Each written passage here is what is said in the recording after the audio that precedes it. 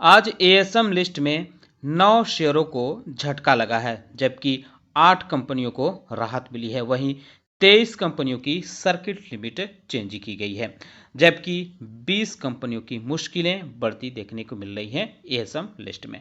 नमस्कार दोस्तों, हमारे यूट्यूब चैनल में आपका स्वागत है। इस वीडियो में हम एएसएम लिस्ट, ईएसएम लिस्ट और सर्किट लिस्ट के बारे में हम बातचीत करेंगे। डिस्कशन शुरू करने से पहले मैं कहना चाहूँगा कि अगर आपने हमारे चैनल को सब्सक्राइब नहीं किया है तो कृपया सब्सक्राइब कर लें और बेल आइकन भी दबा लें।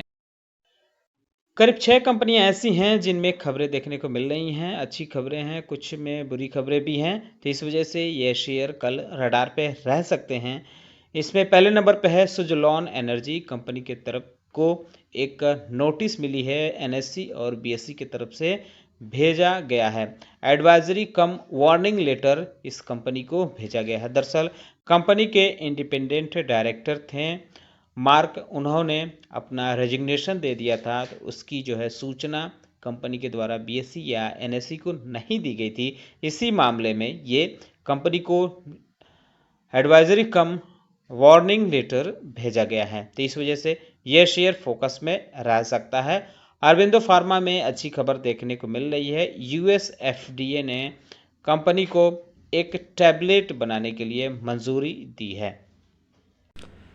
दरअसल सिफालेक्सिन एक टैबलेट होता है जिसको मैन्युफैक्चर और मार्केटिंग करने के लिए यूएस एफडीए से कंपनी को अप्रूवल मिला है। 250 मिलीग्राम यानी कह सकते हैं कि 250 mg और 500 mg डोज के मैन्युफैक्चरिंग के लिए या मार्केटिंग के लिए कंपनी को इसकी अनुमति मिली है। तो ये जो है ये कॉम्पिटिटिव जेनेरिक थेरेपी यानी सीजीटी गारंटेड होगा। इस वजह से ये शेयर फोकस में रह सकता है।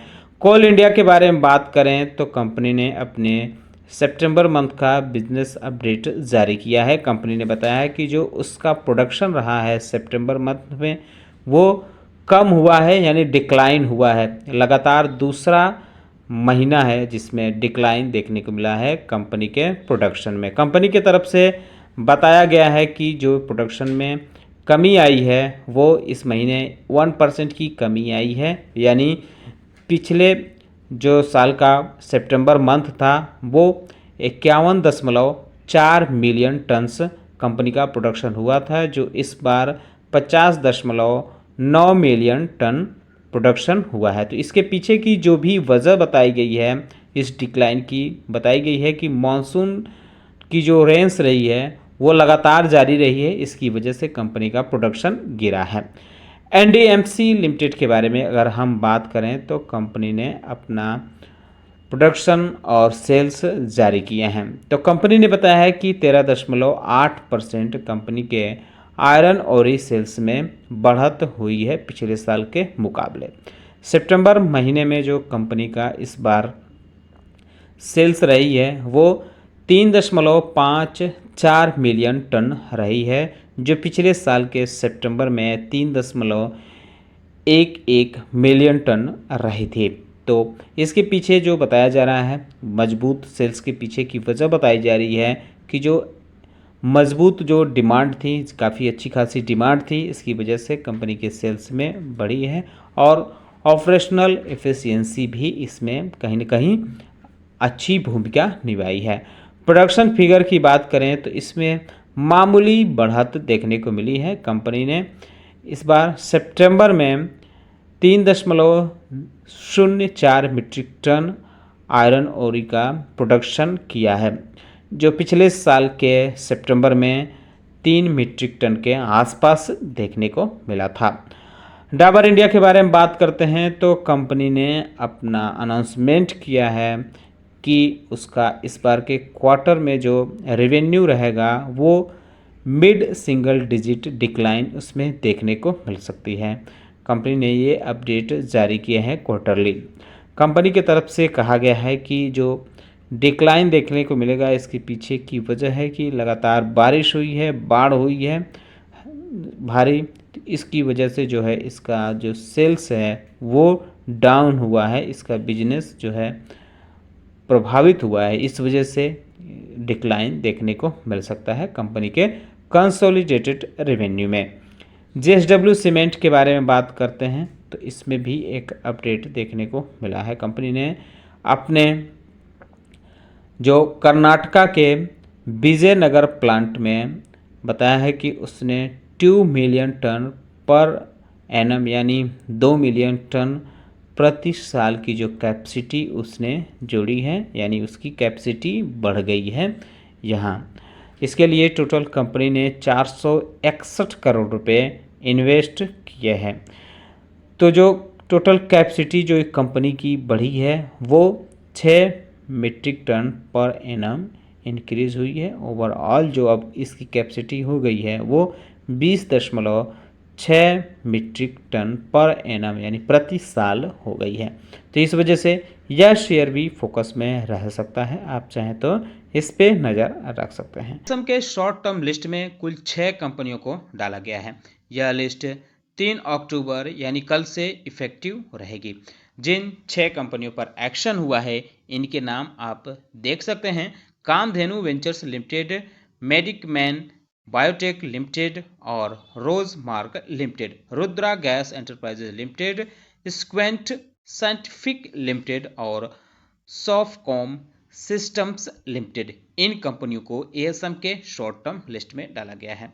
कुछ कंपनियों के नाम के आगे कोई न कोई सिंबल बना हुआ है, जैसे स्टार या @ तो इसका मतलब ये है कि ये जो स्टार बना हुआ है ये NSE के तरफ से ASM के शॉर्ट टर्म लिस्ट में ये कंपनियां डाली गई हैं। और @ का जो है ये SME स्क्रिप्ट शॉर्ट लिस्टेड जो है ASM शॉर्ट टर्म फ्रेमवर्क में हैं। 6 कंपनियां इसमें से बाहर भी हुई हैं। इनके नाम आप देख सकते हैं।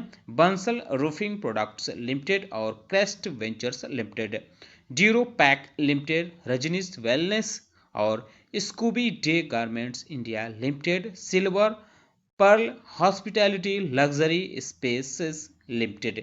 ये कंपनियां ASM के शॉर्ट टर्म लिस्ट से बाहर हुई हैं। लेकिन आप देख सकते हैं कि बंसल रूफिंग है, इसके नाम के आगे डॉलर का सिंबल बना हुआ है। स्कूबी डे गारमेंट्स के आगे स्टार का है और silver pearl hospitality luxury space limited के आगे @ का सिंबल बना हुआ है। इसका मतलब आप देख सकते हैं कि जो सिंगल स्टार बना हुआ है उसको ASM के शॉर्ट टर्म फ्रेमवर्क से निकालकर ASM के लॉन्ग टर्म फ्रेमवर्क में डाला गया है और डॉलर का जो सिंबल बना हुआ है उसको ASM के शॉर्ट टर्म लिस्ट से निकालकर ESM फ्रेमवर्क में शिफ्ट किया गया है। और @ वाला जो है ये SME स्क्रिप्ट्स में है जो ASM के शॉर्ट टर्म लिस्ट से निकालकर यहाँ भेजा गया है।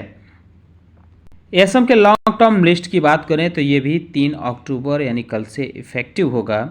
इसमें वैसे तो 2 कंपनियों को डाला गया है, लेकिन मुश्किलें कई शेयरों को बढ़ता हुआ देखने को मिल रहा है। जो 2 कंपनियां फ्रेश इसमें डाली गई हैं, Julian agro infratech, scooby day garments India limited.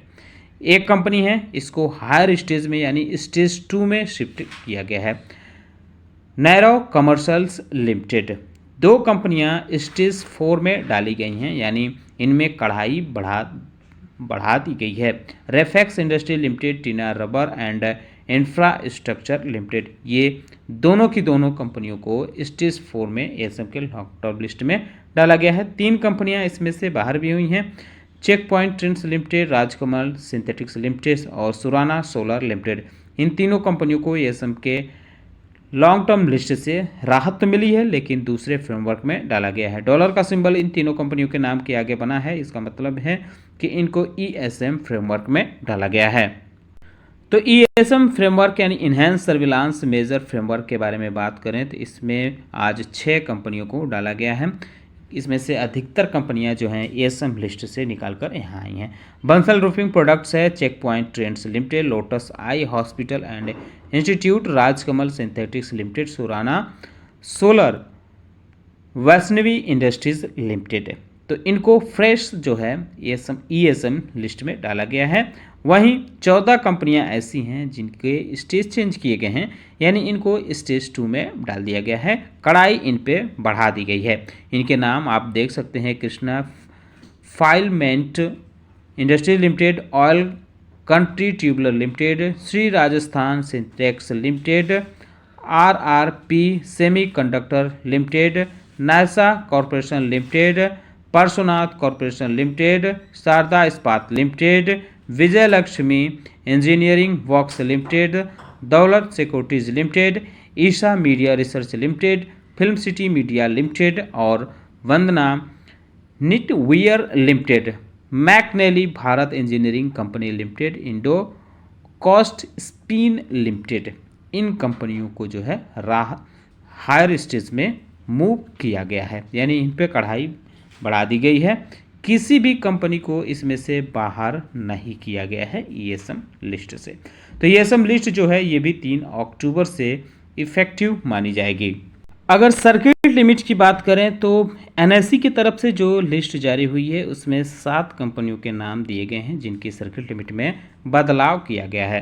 पहले नंबर पे है टाइम्स गारंटी लिमिटेड, इसकी सर्किट लिमिट अब 10% से घटाकर 5% कर दी गई है। जी मीडिया कॉरपोरेशन लिमिटेड की भी 10% से घटाकर 5% हुई है।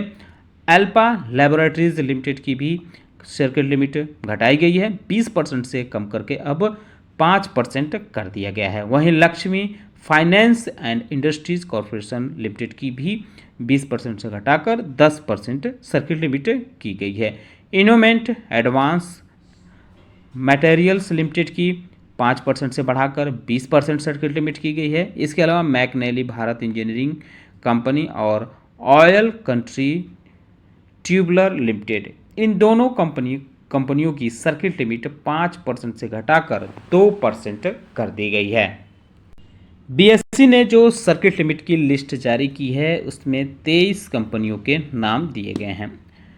ब्लूम इंडस्ट्री लिमिटेड, इसकी सर्किट लिमिट 10% हुई है। सॉफ्टकॉम सिस्टम्स लिमिटेड की 10% हुई है। टाइम्स गारंटी की हम बात कर चुके हैं, 5% हुई है।